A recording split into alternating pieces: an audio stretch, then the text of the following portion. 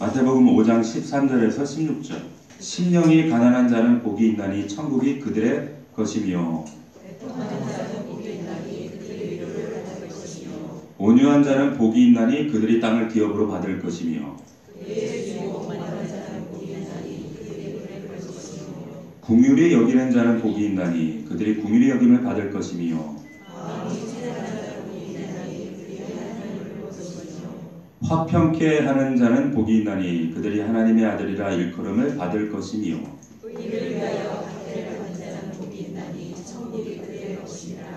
나로 말미암아 너희를 욕하고 박해하고 거짓으로 너희를 거슬러 모든 악한 말을 할 때에는 너희에게 복이 있나니 기뻐하고 즐거워하라. 하늘에서 너희의 상이 크니라. 너희 전에 있던 선지자들도 이같이 박해하였느니라. 너희는 세상의 소금이니 소금이 만일 그 맛을 잃으면 무엇으로 짜게 하리요. 후에는 아무 쓸데없어 다만 밖에 버려져 사람에게 밟힐 뿐이니라. 너희는 세상의 렌지라. 상에 있는 동네가 숨겨지지 못할 것이요. 사람이 등불을 켜서 말 아래에 두지 아니하고 등경 위에 두나니 이러므로 집안 모든 사람에게 빛이 느니라. 이같이 너희를 사랑하사 그들에게 지하여 물로 착한 행실을 보고 하늘에 계신 너희 아버지께 영광을 돌리라. 아멘. 자, 제목이 뭐예요? 머스트가 아니라 빙. 자, 머스트가 아니라 빙. 자, 이게 무슨 말인가? 우리가 말씀을 통해서 함께 은혜를 나누도록 하겠습니다. 구두 속 돌멩이, 구두 안에 돌멩이가 들어가면 성가시죠. 불편합니다. 우리가 어떤 참 쉽게 제거되지 않는 작은 일들, 큰 일들, 이런 것들을 이렇게 하기도 합니다. 이 이야기가 소설가 이범선 씨가 쓰신 피해자라고 하는 소설이 있습니다. 그 소설 가운데 나오는 표현이기도 한데, 알맹이를 잃어버리고 빈 껍데기만 남아있는 기독교를 일컬어서 구두 속 돌멩이다, 이런 이야기를 해요. 이 소설의 이야기를 간략하게 제가 이야기를 해드리면, 공교롭게도 이 주인공의 이름이 최요한입니다. 어디서 많이 들어보셨죠? 네. 최요한, 아버지의 이름이 장로님인데 최장로, 최장로 이분은 평양에서 고아원을 하시는 분이에요. 그래서 고아의 아버지다 이러면서 많은 사람들에게 칭송을 받던 그런 분이었습니다. 근데 이 아들 요한도 고아들하고 똑같이 같이 자라죠. 이 최 장로가 겉으로는 참 훌륭해 보였어요. 그래서 자기 아들과 고아들을 전혀 차별 없이 아들을 더 입히거나 더 먹이거나 그러지 않고 똑같이 키웠어요. 이 아들 요한은 그런 아버지가 너무 자랑스러웠습니다. 그렇게 자라던 아들에게 고아들에 대한 그런 비춰지는 모습이 편견 없이 어떤 잘못된 생각 없이 똑같이 그런 환경 속에 자라다 보니까 그들과 당연하게 커가는 게, 편견 없이 자라는 게 너무 자연스러운 일이죠. 그런데 이제 세월이 흘러서 이제 이 요한이 자랐습니다. 근데 그 고아원 안에서 사랑하는 여인을 만나게 됐어요. 이름하여 양명숙, 명숙이를 만난 거예요. 그래서 아버지의 축복과 칭찬 가운데 결혼하리라, 아버지에게 이렇게 얘기를 했어요. 근데 아버지가 뜻밖에도 반대를 하는 거예요. 반대를 하시는 겁니다. 왜 반대를 하지? 아버지께 여쭸더니 명숙이가 아무리 똑똑하지만 고아이기 때문에 고아인 며느리를 삼을 수 없다, 이렇게 얘기를 하는 거예요. 그러니까 상상하지도 못했던 이 최장로 아버지의 얘기를 들으면서 이 아들 요한이 혼란에 빠지는 거예요. 아버지 최장로님의 그 신앙의 실상이 이런 거였나? 진짜를 깨달아보기 시작한 거예요. 알고 봤더니 이 고아를 위해서 참 고아를 운영하고 고아의 아버지다, 사명을 가지고 일한 것이 아니라 사명은 있었는데 고아를 바라보는 사랑은 없었어요. 껍데기만 있었다는 거죠. 많은 사람들이 칭송하고 칭찬하고 이런 갈채, 그런 시선을 즐기고 있었지만 그것뿐이었어요. 흡사 하나님을 향한 신앙이라고 하지만 하나님을 섬긴다라고 하지만 정작은 나를 위해서 신앙생활하는 지금 오늘날의 우리의 현대인의 신앙의 그런 모습과 흡사하다는 거예요. 자, 이 아들이 실망을 하죠. 아버지 장로님의 그 실상이 이런 거였구나. 이 믿음이 이런 껍데기 신앙을 지금 이 소설에는 구두 속의 돌멩이다 이렇게 얘기를 하고 있는 거예요. 자의적으로 꺼내기가 불편해요. 찾기도 어려워요. 그런데 쩔뚝거리면서 평생을 그렇게 살아가야 된다는 거예요. 어쨌든 간에 이 명숙이가 이 원장님이 그 요한과 결혼을 반대하는 것을 알고 자체를 감춰버려요. 그리고 세월이 흘렀습니다. 세월이 흐르고 한 20여 년 후에 다시 나타났는데 요한 앞에 나타났는데 술집 마담으로 나타난 거예요. 아들이 충격을 받죠. 그리고 그 명숙이 결국에는 자살로 인생을 마감을 합니다. 그러니까 이 소설에서 말씀하고 있는 게 뭐냐면 이 빈 껍데기뿐인 이 신앙 때문에 그 최장로의 껍데기뿐인 그 신앙으로 자녀들에게 그리고 그 고아원 아이들에게 강요하는 그 신앙으로 결국에 요한과 명숙이라는 피해자가 나왔다는 거예요. 이것이 기독교를 가리켜서 구두 속의 돌멩이다. 약간의 비아냥 거리면서 이렇게 말씀하고 있습니다. 신앙생활이라고 하는 것은 제가 여러 번 누차 말씀드리지만 어떤 성공이나 성취나 램프의 요정이 아니에요. 뭡니까? 하나님과의 나와의 관계입니다. 이 관계가 빠지면 이것을 신앙이라고 얘기하는 것이 아니라 종교다 이렇게 얘기를 하는 거예요. 그 종교가 교회 안에 넘쳐나기 시작하면서 빛과 소금의 맛과 그 비추어지는 능력을 영향력을 잃어가고 있다는 거예요. 자, 오늘 13절 말씀을 보시게 되면 예수님께서 저와 여러분을 이렇게 얘기를 해요. 너희는 세상의 뭐다? 소금이다 이렇게 말씀하세요. 여기서 너희란 이 너희 대상이 누구예요? 1절 말씀을 보시면 허다한 무리 많은 백성들이 아니라 지금 예수님 앞에 말씀 듣고자 나오는 제자들을 가리켜서 지칭하신 말씀이에요. 다시 말하면 너희는 세상의 소금이다. 아무 헨타나 주신 말씀이 아니라 지금 예수님 따라서 예수님처럼 한번 살아보겠다고 결단하고 쫓아다니는 제자들을 가신 말씀이라는 겁니다. 이걸 여러분 잘 기억하셔야 돼요. 제자들에게 오늘 우리들에게 너희는 소금이다, 빛이다 말씀하세요. 그런데 여기 말씀을 자세히 보면 너희는 소금이 되어라 말씀하시지 않고 너희는 소금이다.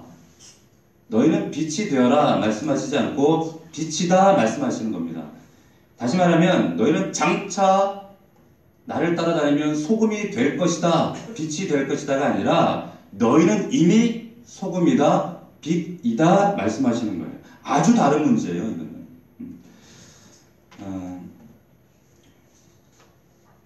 예전에 지금도 그 잡지가 있습니다. 빛과 소금이라고 하는 잡지가 있는데 이 그 잡지사에 어떤 항의성 투고가 들어왔어요. 그 투고가 뭔가 하면 그 사람들이 빛과 소금 하니까 빛만 되려고 하고 영광만 얻으려고 하고 인기만 얻으려고 하고 소금 역할은 안 한다는 거예요. 그러니까 성경에 나오는 순서가 소금과 빛 아니냐, 잡지 이름을 소금과 빛으로 바꾸자 항의를 했어요. 그래서 이 잡지 이름을 진짜 바꿨어요. 소금과 빛으로. 그런데 얼마 있다가 또 바꿨어요. 다시 빛과 소금으로. 왜 그런가? 소금과 빛 하니까 뭐 소금 팔다가 빚졌나? 어감도 이상하고 이 발음이 비읍시읒 하면 자연스럽잖아요. 가나다 순서대로 하면. 근데 소금과 빛 하니까 뭔가 어감이 부자연스럽다라고 하는 거예요. 그래서 다시 빛과 소금으로 바뀌었습니다. 자, 우리가 소금으로 살아간다는 거, 빛으로 살아간다는 거, 이런 말장난이 아니겠죠. 자, 오늘 말씀을 통해서 소금으로 산다는 것, 빛으로 산다는 것, 그게 뭐냐? 여러분 13절을 한번 다시 자세히 한번 보십시오. 13절. 다시 한번 읽어봅시다. 시작. 너희는 세상의 소금이니 소금이 만일 그 맛을 잃으면 무엇으로 짜게 하리요. 후에는 아무 쓸데없이 다만 깨버려져 사람의 자, 여기서 말씀하는 게 뭘 말하는가 잘 들어보셔야 돼요. 우리가 성경을 읽다 보면 컨텍스트, 문맥이라는 것이 중요해요. 그런데 우리가 이 문맥을 놓쳐버리면 단어 하나 붙잡고, 이단들이 주로 하는 거예요. 단어나 문장 하나 붙잡고 그것을 묵상하다 보면 예수님께서 의도하신 목적은 상관없는 그런 생각들을 하게 돼요. 예수님이 우리를 소금이다 말씀하셨기 때문에 우리는 소금을 묵상합니다. 그래, 소금이가 짜지. 그리고 썩지 않게 하는 거지. 그렇지, 방부제지. 이렇게 묵상한단 말이에요. 그런데 오늘 본문에서는 그 얘기하는 게 아니에요. 소금이 하는 일이 뭐냐? 짜게 하고 방부제 역할로 쓰기도 하고, 그러나 예수님께서 하신 말씀 본래 의도는 소금이 무슨 일을 하는지, 어떤 역할을 미치는지, 영향력을 가지고 있는지 그 얘기를 하시는 것이 아니라 단 하나 얘기하는 거예요. 뭡니까? 맛 얘기하는 거예요. 맛 얘기하는 겁니다. 자, 이 소금이라고 하는 것, 원어에 보면 이 소금이라는 것이, 제가 그 이스라엘에서 가져온 소금 맛을 보니까 우리나라 소금하고는 조금, 사이에서 가져온 소금인데 맛이 좀 다르더라고요. 쓰고, 그리고 약간은 뭔가 톡 쏘는 맛이 있어요. 우리가 알던 그 소금하고 약간 다르더라고요. 근데 원어에도 보면 이 소금이 짜다라는 이 의미 속에 톡 쏜다라는 그런 의미가 있어요. 소금은 독특한 맛을 가지고 있습니다. 짠맛이 나요. 누구나 다 소금을 입에 넣으면 짠맛이 나야 돼요. 예수님께서 지금 우리에게 무슨 말씀을 하고 싶은가 하면, 소금의 맛을 잊지 말라. 세상에서 너희들이 방부제 역할을 해야 된다. 짠맛 내야 된다. 확장해서는 뭐 그렇게 생각할 수도 있겠지만, 소금의 맛, 그 맛이 왜 대체 중요한가? 요즘에 우리는 이렇게 정제된 소금, 좋은 소금을 쓰잖아요. 그죠?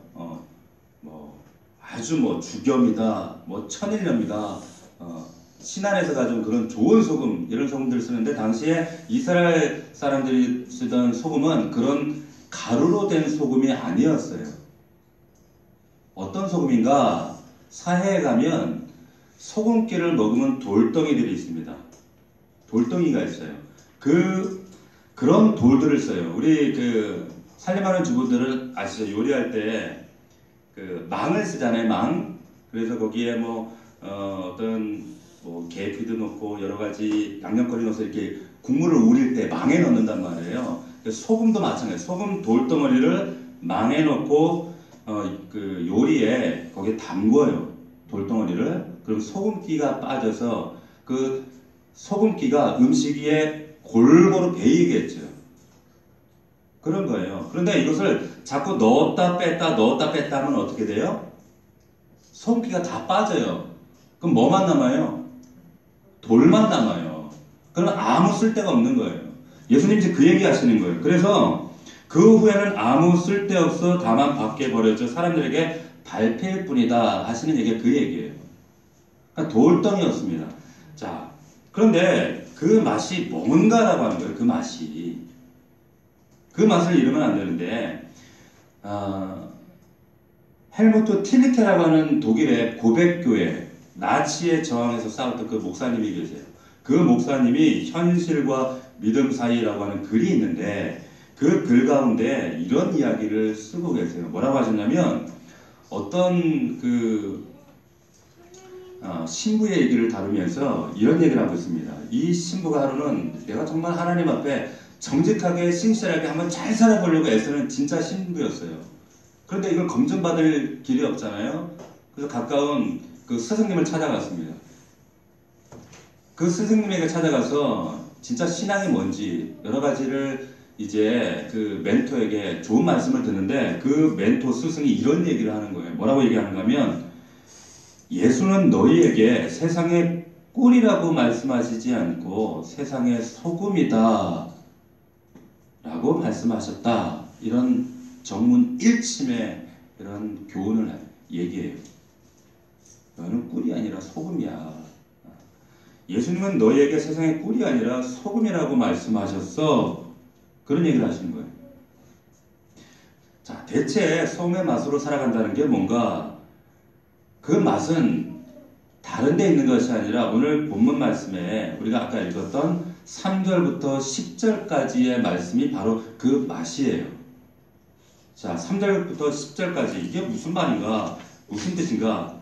성도는 예수 그리스도를 따르는 제자는 맛을 내야 되는데 이 땅을 살아가면서 하늘의 신령한 맛을 간직해야 하는데 그 맛이 바로 3절부터 10절까지 나오는 팔복에 관한 맛이라는 거예요. 심령이 가난한 맛, 애통하는 맛, 온유한 맛, 의에 줄이고 목마른 맛, 궁휼히 여기는 맛, 마음이 청결한 맛, 화평하는 맛. 이 맛을 잃지 말고 너희가 간직하고 살아가야 한다. 그런데 그리스도인들이 이 맛 소금기 쫙 빼고 설탕가루 뿌려가지고 아니면 하나님 이 꿀가루 나에게 주세요. 꿀 되게 해주세요. 이렇게 살아간다는 거예요. 이 맛을 잃어버리지 마라 말씀하고 있는 겁니다. 이 그 팔복에 관한 말씀을 우리 성경에 보면 여러 번역이 있거든요.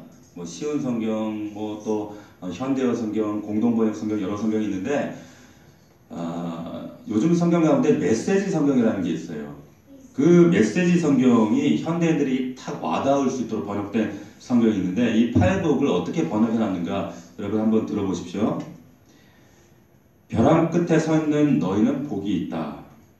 그때야 너희는 가장 소중한 분의 품에 안길 수 있다. 가장 소중한 것을 잃었다고 느끼는 너희는 복이 있다. 그때야 너희는 가장 소중한 분의 품에 안길 수 있다. 더도 말고 덜도 말고 자신의 모습 그대로 만족하는 너희는 복이 있다. 그때 너희는 돈으로 살 수 없는 모든 것의 당당한 주인이 된다. 하나님께 입맛이 담기는 너희는 복이 있다. 그분은 너희 평생에 맛볼 최고의 음식이요 음료다. 하나님께 헌신했기 때문에 박해를 받는 너희는 복이 있다. 그 박해로 인해 너희는 하나님 나라에 더 깊이 들어가게 된다. 복된 삶의 이 맛을 잃어버리지 말라는 거예요. 살다가 가난한 심령, 갈급한 심령으로 하나님을 응시해야 하는데 세상이 주는 부유와 허영 때문에 그것 집중하느라고 너희들의 가난한 심령이 상쇄되어 버리면 안 된다는 거예요. 애통하는 심령. 그런데 세상 쾌락이 주고 또 세상이 주는 즐거움 때문에 너희들 그 마음을 변질시키지 말라는 말이에요. 온유하게 살다가 그 온유한 심령으로 세상을 바라봐야 하는데 불쑥불쑥 올라오는 내 혈기 때문에 나도 성깔이 있어 이러면서 갑자기 변하지 말라는 거예요. 하나님 향한 갈증과 갈망으로 살아야 되는데 오히려 세상에 굶주려서 세상이 주는 그 작은 포만감 때문에 하나님 잊어버리고 오히려 세상을 집어삼킬 것처럼 그렇게 변질돼서 살아가지 말라는 뜻이에요. 소금의 맛으로 살아간다는 것은 이 삶이 복된 삶이요 진짜 이 맛이기 때문에 이 맛 때문에 세상을 변화시킬 수 있기 때문에 이걸 잃어버리면 안 된다는 거예요. 다윗이 이 맛을 이 팔복의 맛을 가지고 살았던 사람이 다윗이었습니다. 그런데 이 다윗이 이 맛을 잃어버렸어요. 자, 다윗이 처음에는 우리 작년에 사무엘상 강해를 1년 동안 함께 나눴잖아요. 그 장인이었던 사울의 그 핍박을 피해서 도망다니고 쫓겨다니고 그런데 이 다윗 안에 이 팔복의 마음이 있었어요. 소금의 마음이 있었어요. 사람들이 이 맛을 가지고 있을 때 다윗이 이 맛을 소유하고 있을 때 어떤 일이 벌어지는가 하면 주변에 가난한 사람들이 모였어요. 아둘람굴에서 그런 사건이 있었죠. 그리고 굶주린 사람들, 억울한 사람들, 불량자, 깡패 그리고 세상에서 버림받고 소외받은 사람들이 주변에 모여요. 가만히 보니까 다윗을 바라볼 때 그 안에 세상에서 경험할 수 없었던 맛이 있는 거예요.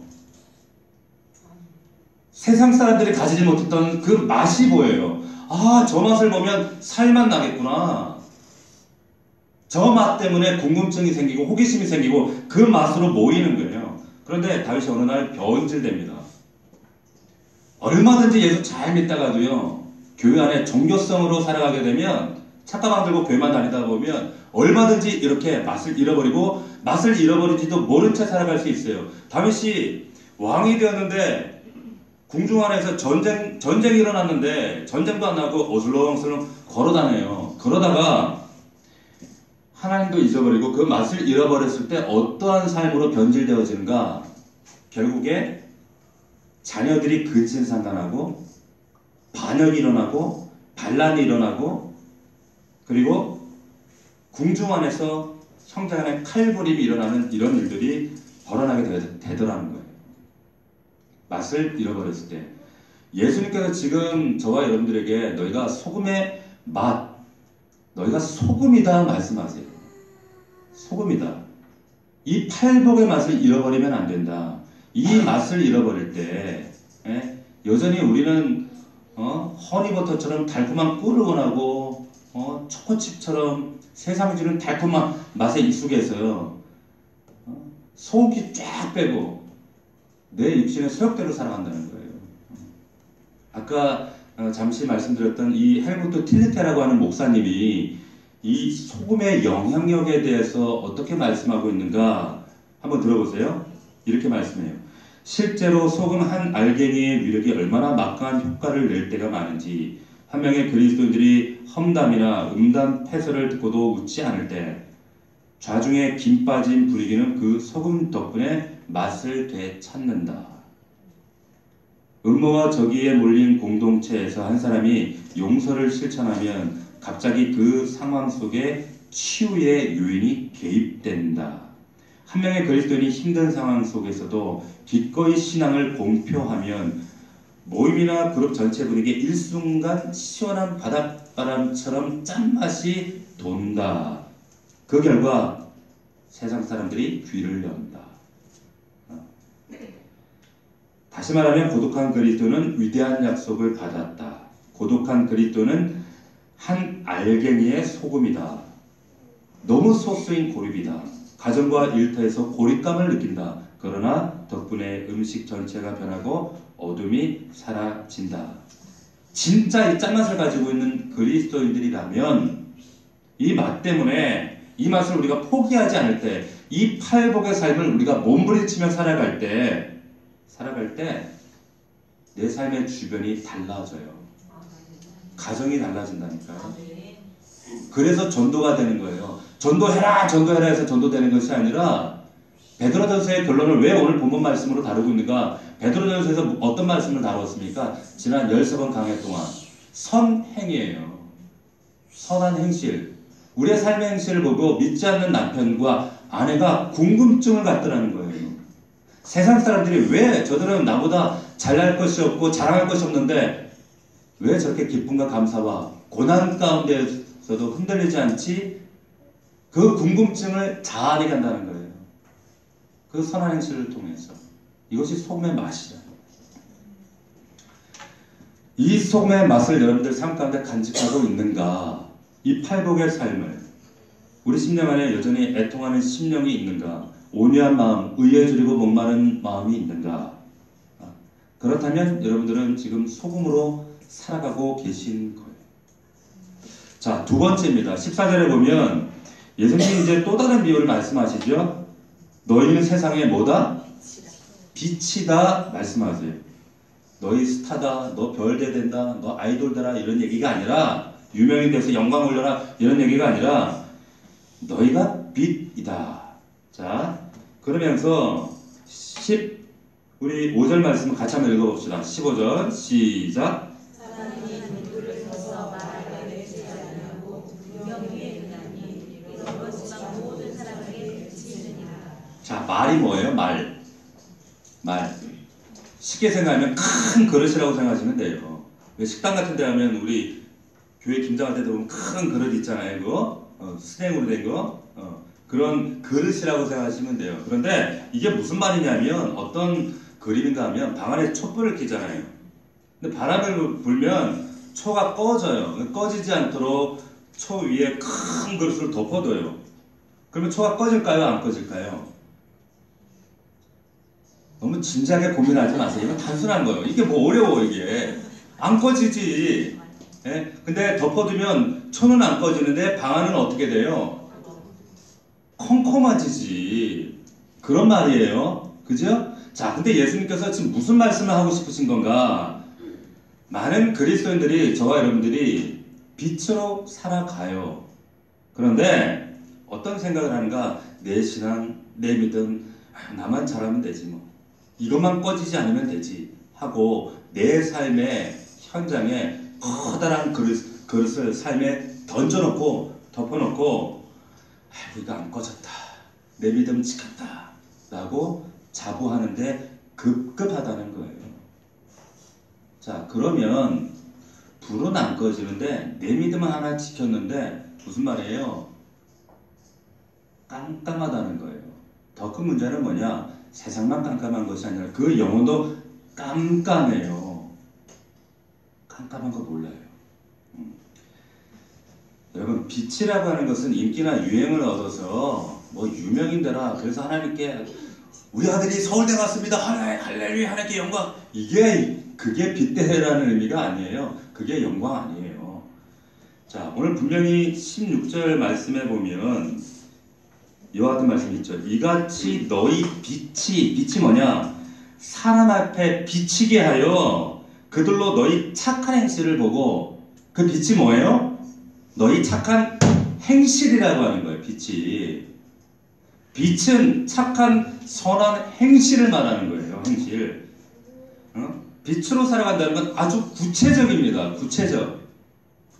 에베소서 2장 10절에도 동일한 말씀이 있어요. 우리는 그가 만드신 바라 그리스도 예수 안에서 선한 일을 위하여 지으심을 받은 자니 이는 하나님이 전에 예비하사 우리로 하여금 그 가운데 행하게 하려 하십니다. 선한 일을 위하여 우리를 불렀다는 거예요. 구원하셨다는 거예요. 이게 목적이라는. 근데 많은 믿음의 사람들이 내 믿음, 내 불만 지키면 돼. 이거 꺼지면 안 돼. 건들지 마. 마지노선 딱 쳐놓고 움직이지 않아요. 나 생명을 얻는데, 나 구원 얻는데, 나 믿음 이것만 흔들리지 않으면 되는데 나 살기에 급급하는 거예요. 이기적인 신앙으로 마치 앞에 나오는 이것이 장기화되면 어떻게 될까? 췌장도 되는 거예요. 앞에서 얘기했던 구두 속 돌멩이가 되는 거예요. 이것이 바리새인이에요. 왜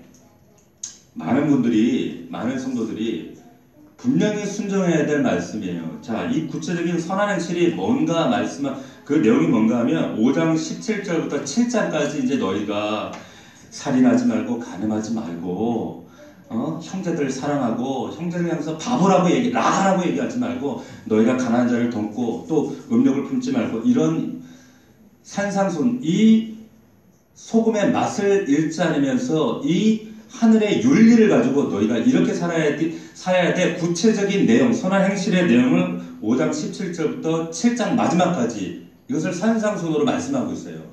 너무 분명하게 말씀하고 있어요. 주일에도 너무나도 자주 여러분들에게 하나님 말씀을 선포합니다. 그런데 우리가 이런 말씀을 들을 때 우리가 어떻게 해요?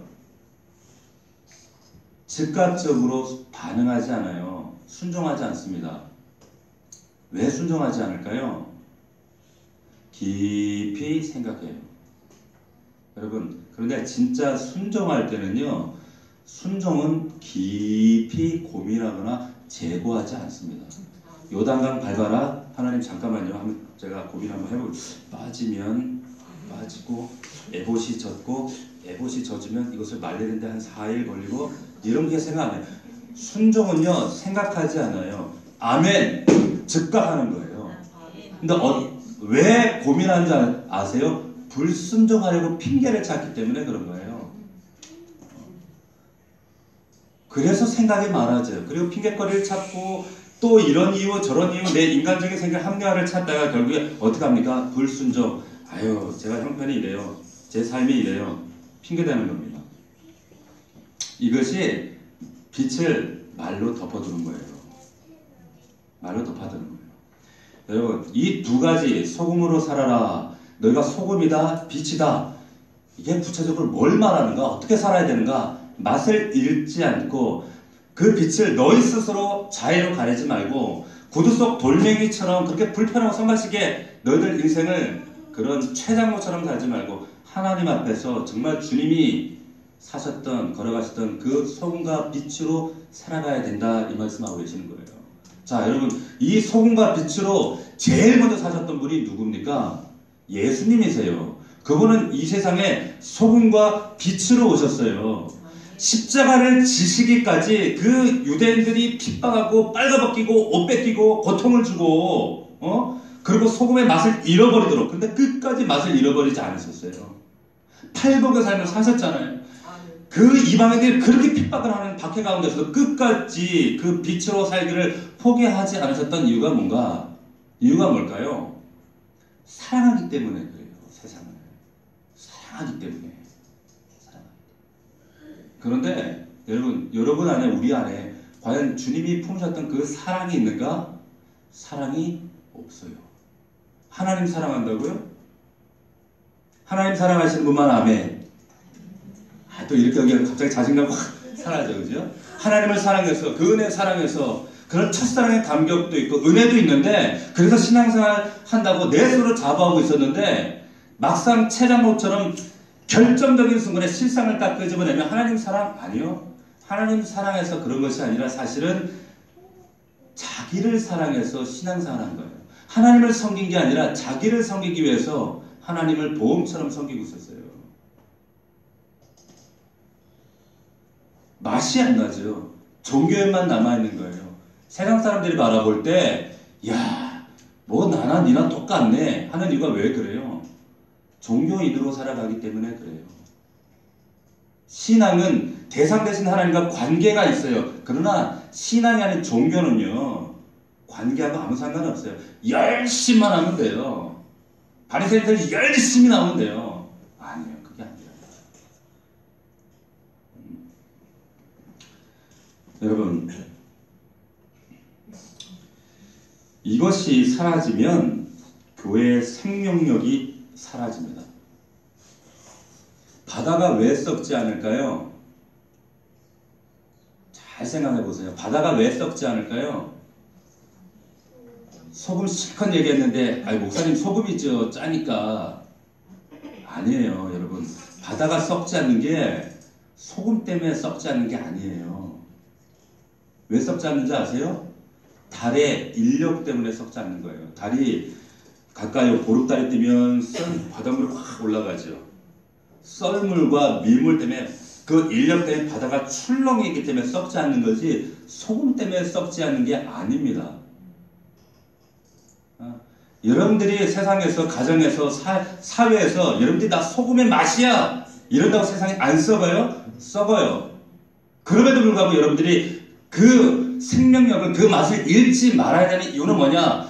그래야지만이 바다에 생명이 존재해요. 바다가 그래야 그 생명력을 유지할 수가 있어요. 그것이 우리의 사명이라고 하는 거예요. 믿으시길 축원합니다. 때까지 깨모 나까지 깨모 천만의 말씀. 예수님께서 끝까지 그 맛을 포기하지 않고 팔복의 맛을 잃지 말고 그 맛 때문에 그 빛 때문에 너희 스스로 아무리 흔들리고 밟히고 억압당하고 핍박당해도 그 말 아래 너희 스스로 빛을 가리지 않는다면 희망이 있다라는 거예요. 그 희망이 교회가 되어야 된다는 거예요. 정말 중요한 것은 우리가 정말 이 빛과 소금으로 살아간다는 거 이게 거창한 게 아니거든요. 그래서 뭐 세상에 나가서 뭐 영광을 돌리고 뭐 빛처럼 그런 거 아니에요. 내가 세상에서 치이고 들어맞히고 내가 뭐 어디 가서 개혁하고 변혁치 그게 아니라 내가 늘 유혹받고 있는 세상의 달콤한 허니버터 같은 그 맛을 포기하고 소금의 맛을 지키고 부대낄지라도 내가 희생당할 수도 있고 손해볼 수도 있고 흔들릴 수도 있고 그러다가 세상에서 짓밟힐 수도 있지만 맛을 지켜내는 거예요. 내 빛을 말 아래 가두지 않는 거예요. 그것이 하나님이 저와 여러분들에게 부탁하시는 간곡한 오늘 말씀의 결론입니다. 말씀을 정리하겠습니다. 우리 넘치는 교회가 지금 2018년도 이제 우리 2살 됐잖아요. 그죠? 전환기를 맞이하고 있습니다. 이 전환기 가운데 하나님께서 우리에게 새로운 것, 어떤 놀라운 것을 기대하지 않으세요. 앞서 말씀드렸지만 신앙과 신념은 다릅니다. 이것을 분명히 아셔야지 내가 어느 순간인가 종교인이 되어서 맛을 잃어버린 종교인이 돼서 최장로처럼 살아가고 있음에도 내 스스로도 깨닫지 못하는 그런 어리석은 일들을 반복하지 않아요. 신앙은 대상이 되신 하나님과 사랑의 관계가 있는가? 그러나 신념은 없어요. 열심히 헌금하고 열심히 교회 출석하고 열심히 착각운동 교회만 다니면 돼요. 하나님은 우리에게 신앙을 기대하시는 거예요. 우리가 찾아야 할 제자리는 빛이 되고 소금이 되는 것이 아니라 그 맛과 그 빛을 가리지 않는 거예요. 한 주간도 여러분들이 세상 가운데 머무시면서 세상을 살아가시면서 부대끼고 사람에 부대끼고 일에 부대끼고 그러나 때로는 우리가 흔들리기도 하고 또 낙심이 되기도 하고 그럴지라도 베드로전서 우리 13번 강의하는 동안 우리가 누차 여러분들에게 강조했던 그거 우리의 삶의 믿음의 증거는 삶의 현장에서 고난 가운데 있을지라도 삶으로 증명되는 거예요. 교회 안에서 믿음 증명되는 것이 아니라 삶의 현장에서 내가 정말 그리스도인이다. 차에다가 물고기 입토수 붙여놓고 교패 붙인다고 그리스도인이 아니라 정말 내 삶이 여러분들 가정에서 부모 자식 간의 관계 속에서 내 직장에서 삶으로 증명되어지는 것. 어떻게 팔복의 맛으로 가려워지는 빛이 아니라 말 위에 있는 빛으로 드러날 때 하나님께서 여러분들을 빛이다, 소금이다 인정하게 되는 줄로 믿으시기를 주의 이름으로 축원합니다. 그 맛을 잃어버리지 마십시오. 그 빛을 덮어두지 마십시오. 허니버터 되려고 기도 간구하지 마세요. 오늘 말씀이 여러분들 삶 가운데 구체적인 은혜와 능력이 될 수 있기를 주의 이름으로 부탁하고 축원합니다. 우리 찬양 한번 했으면 좋겠어요. 우리 아까 나를 통하여 이 찬양 불렀죠? 이 찬양의 고백이 우리 고백이 되었으면 좋겠습니다. 우리 자막을 띄워주시고 지금 서 있는 이곳에서 높임을 받으소. 여러분들 어디서 있어요? 가정에서, 삶의 현장에서. 여러분들 밟는 그 땅 가운데 여러분 맛이 드러나야 돼요. 너도 교회 다녔어가 아니에요. 진짜 그리스도는 맛이 나게 돼 있어요. 자, 우리 그런 고백으로 이 찬양의 고백 함께 올려드립시다. 지금 서 있는 이곳에서 높임을 받으소. 내가 밟는 땅 주님의 땅이니 하늘이 주의 이름 높이 올린 넓은 바다가 주를 노래해. 모든 만물 주를 경배해. 모든 입술 주를 찬양해. 모든 입술 주를 찬양해.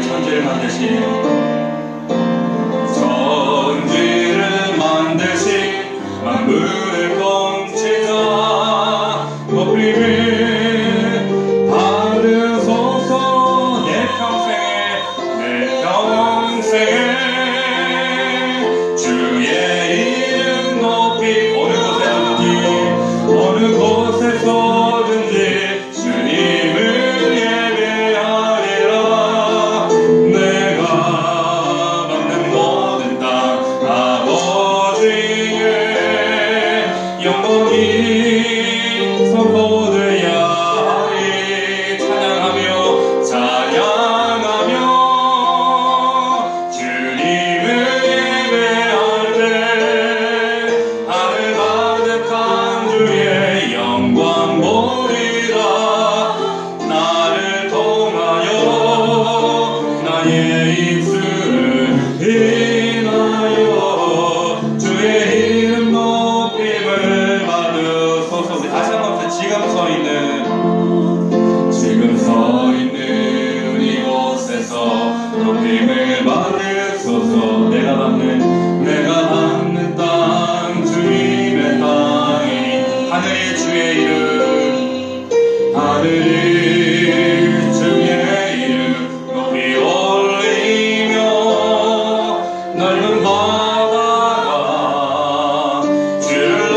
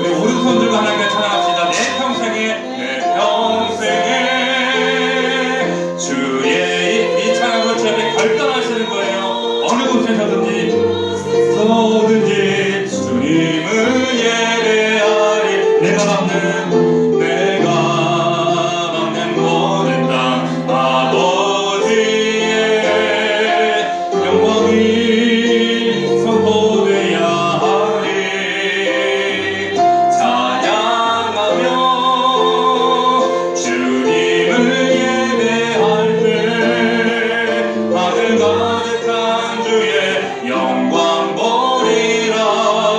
나를 통하여 나의 예수를 인하여 주의 이름 높임을 받으소서. 우리 함께 이 시간 우리 결단의 기도를 드립시다. 하나님, 나의 삶을 통하여 하나님, 내가 잃어버린 그 맛, 팔복의 그 맛, 아버지 하나님, 심령이 가난한 이 맛, 애통하는 맛, 온유한 맛, 의에 드리고 목마른 이 맛, 궁일이 여기는 맛, 마음이 청결한 이 맛, 화평케 하는 이 맛, 하나님, 이 맛을 가지고 세상과 가정과 삶 가운데 예수 그리스도의 제자임을 증거케 하옵소서.